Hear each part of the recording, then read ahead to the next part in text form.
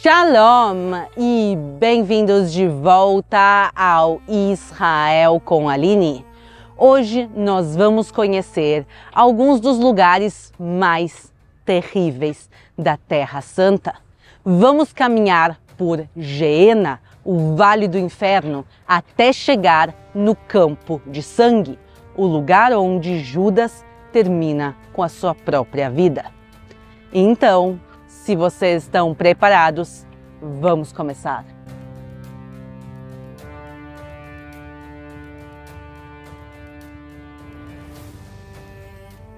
Nós estamos agora entrando em um vale lindo, mas não deixem a beleza e o silêncio desse lugar enganarem vocês. Aqui aconteciam coisas terríveis nos tempos bíblicos. Este vale é conhecido como Gei Ben Hinnom em hebraico, o Vale do Filho de Hinnom. Mas nós conhecemos este local também pelo seu nome grego, o Vale de Geena. E aqui é onde cananeus faziam sacrifícios aos seus deuses. Entre eles, sacrifícios de crianças ao deus Moloco. Os próprios pais entregavam as crianças para serem queimadas vivas.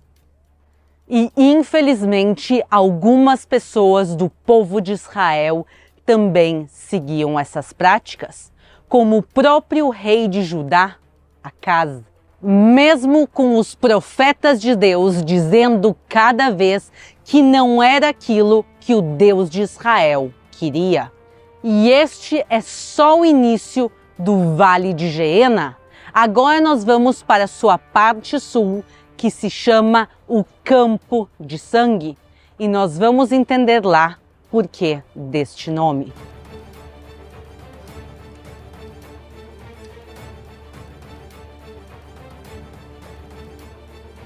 Judas traz Jesus no jardim de Getsêmani e, como pagamento, ele recebe 30 moedas de prata.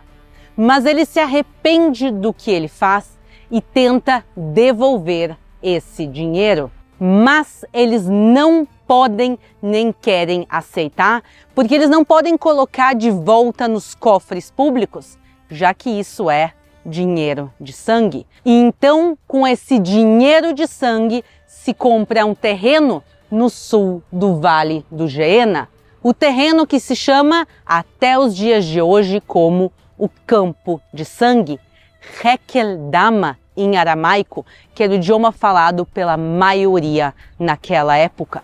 O nome o Campo de Sangue vem por dois motivos na realidade.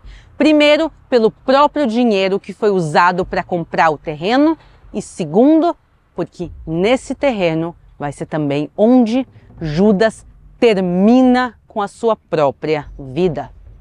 A própria Bíblia nos fala do final da vida de Judas, que ele vai se enforcar e também depois que as entranhas dele vão ser espalhadas. Realmente uma morte muito sofrida aqui neste lugar.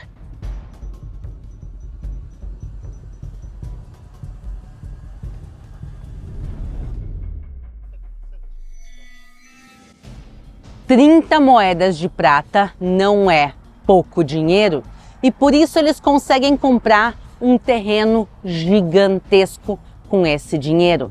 E em uma parte desse terreno se constrói o monastério de Akeldama. Ele foi construído em 1892, o que para os padrões de Israel soa novo. Mas ele foi construído sobre restos de igrejas e monastérios mais antigos. E nós temos provas históricas, através dos livros de Eusébio de Cesareia, que este local era conhecido como os Campos de Sangue desde o século III depois de Cristo. E dentro do monastério nós podemos ver sepulcros dos tempos de Jesus, o que se encaixa perfeitamente com o que nós sabemos, já que esse local era um grande cemitério. A visita ao monastério é interessante, mas se vocês querem vir, saibam que as horas de visita e os dias são bem restritos. Nós nos afastamos agora alguns metros do monastério, porque nós vamos ver as antiguidades que estão logo aqui. Mas antes disso, a pergunta que não quer calar é: por que justamente com esse dinheiro de sangue se compra terrenos aqui em Geena, de tantos lugares em Jerusalém, justamente aqui?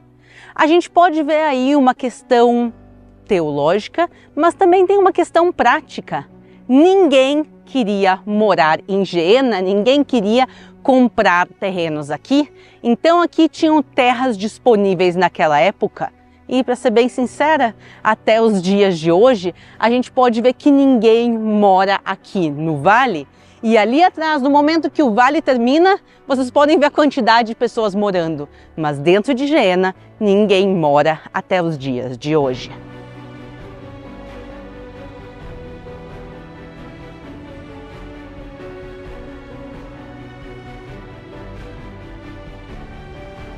E eles compram esse terreno para transformar em um cemitério de estrangeiros, o que faz muito sentido. Ninguém queria morar aqui e naquela época já existiam tumbas aqui. Vejam, por exemplo, essa caverna que está aqui do meu lado. Isso aqui é uma caverna de sepulcro dos tempos de Jesus. Então eles queriam, na realidade, ampliar o cemitério que já existia aqui. As primeiras tumbas foram construídas aqui há aproximadamente 3.000 anos atrás e as mais novas, pessoal, no século XIX. Isso aqui era um cemitério em uso até não muito tempo atrás.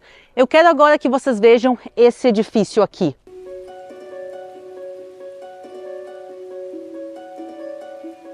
Aqui nós vemos restos de uma igreja cruzada. Então imaginem que no andar de cima ficava a igreja e isso aqui era um grande porão. E esse porão funcionava como um cemitério no século XII e XIII. Um cemitério para europeus cruzados. Como assim? Muitos deles vinham ser peregrinos na Terra Santa e era uma viagem longa e perigosa e várias pessoas morriam no caminho e eram sepultadas aqui. Mas não só isso, muita gente que já estava no final da sua vida, sabendo que não tinha muito mais tempo, vinham especialmente falecer aqui na Terra Santa e pediam para ser sepultados aqui em Geena. Mas de que maneira isso era feita?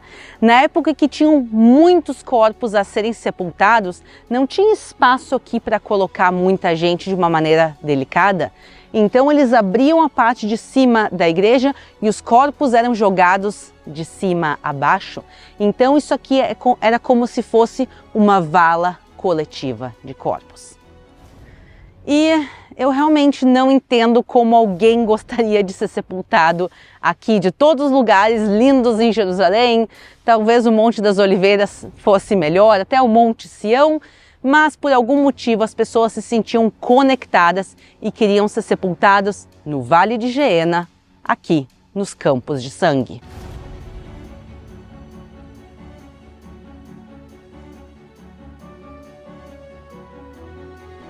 E nós sabemos que Judas termina a vida dele nesse local terrível.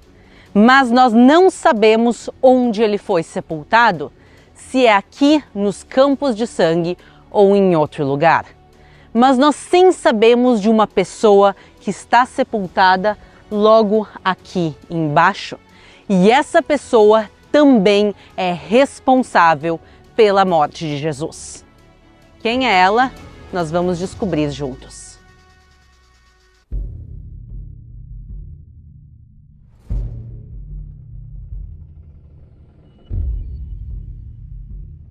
Vemos aqui um sepulcro colossal dos tempos de Jesus. Esse sepulcro é tão grande e tão importante que ele tem essa área externa. Aqui foram colocados essa área na sombra com bancos para que as pessoas pudessem sentar e chorar e lamentar pelas pessoas que foram sepultadas aqui. E quem foi sepultado aqui foi Anás, o sumo sacerdote do Templo de Jerusalém.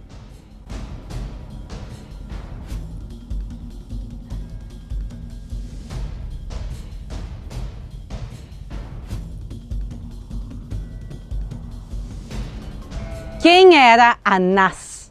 Ele era o sumo sacerdote do Templo de Jerusalém, como nós falamos, mas ele não era uma pessoa nada querida. Ele era extremamente corrupto e ele foi eleito por Quirino, o oficial romano aqui na Judéia. Mas como pode ser um sumo sacerdote do Templo de Jerusalém ser nomeado pelos romanos? Nessa época, os romanos se dão conta que o sumo sacerdote tinha muito poder em Jerusalém e em toda Israel. E por isso eles vão depor e matar sumos sacerdotes e sacerdotes do templo e nomear pessoas que eram amigas de Roma e principalmente dos interesses romanos, que se preocupavam muitas vezes em enriquecer antes de cuidar dos interesses do povo de Israel. E Anás é exatamente um exemplo disso. Uma pessoa corrupta, aliada dos romanos, que vai enriquecer graças a isso. E aqui, esse túmulo aqui colossal comprova o enriquecimento ilícito dele. E Anás era justamente o sumo sacerdote na época de Jesus. Ele e Caifás, a propósito, ele é sogro de Caifás. Isso não é uma coisa também correta. Segundo o povo de Israel, deveria haver somente um sumo sacerdote. Mas os romanos mexem em muitas coisas e uma delas é que tem mais de um sumo sacerdote vivo naquela mesma época. Mas o que Anás tem a ver com a morte de Jesus? Jesus vai ser traído por Judas no jardim de Getsêmani, que a propósito não é muito longe daqui. E ele vai ser preso e levado até Anás. Anás vai ser o primeiro que vai interrogar a Jesus. Mas em vez de libertar ele, ele vai entregar a Caifás. Caifás vai ficar com ele também muitas horas e depois vai ser entregue a Pôncio Pilatos, o governador romano, e ele sim vai condenar Jesus à morte por crucificação. Quer dizer, Anás teve a oportunidade de libertar Jesus e não fez. Ao contrário, ele passa ele para Caifás e mais tarde aos romanos.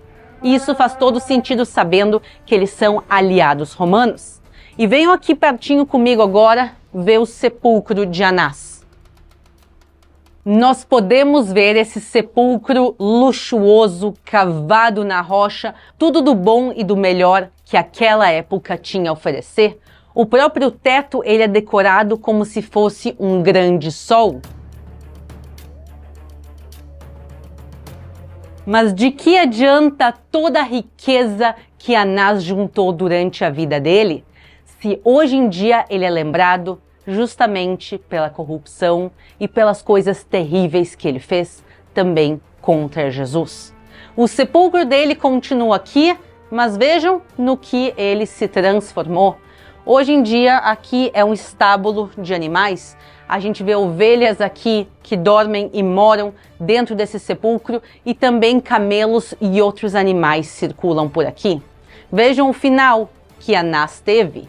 E não só ele, Caifás também, o sepulcro dele foi encontrado, mas nem aqui, foi encontrado mais na periferia de Jerusalém e também foi encontrado completamente abandonado. E esse é o ossuário de Caifás que vemos na foto.